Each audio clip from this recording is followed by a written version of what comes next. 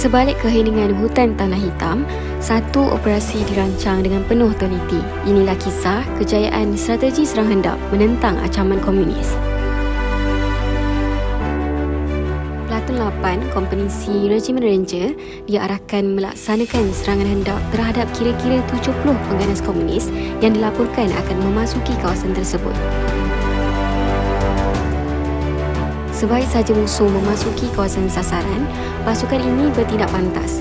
Periuk api diletupkan, diikuti tembakan berterusan menggunakan senjata sokongan. Serangan ini dilaksanakan secara terancang, tepat dan berkesan menangkap musuh dalam kepungan.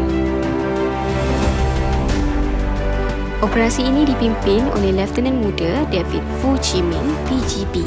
Kepimpinan beliau yang tenang dan berwibawa memastikan operasi kekal terkawal meskipun berdepan tekanan pertempuran berpanjangan selama 7 jam tanpa sebarang korban.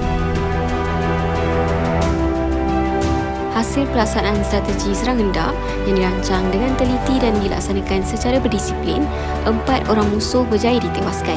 Keberkesanan taktik ini turut dibuktikan melalui kejayaan merampas 3 pucuk senjata automatik, sejumlah besar peluru serta 6 beg galas yang mengandungi pelbagai peralatan musuh. Inilah bukti keberkesanan strategi, keberanian dan ketabahan perwira negara. Sebagai rakyat Malaysia, marilah kita menghargai pengorbanan ini dengan menyokong serta menderma kepada tabung pahlawan sebagai tanda mengenang jasa mereka yang berjuang.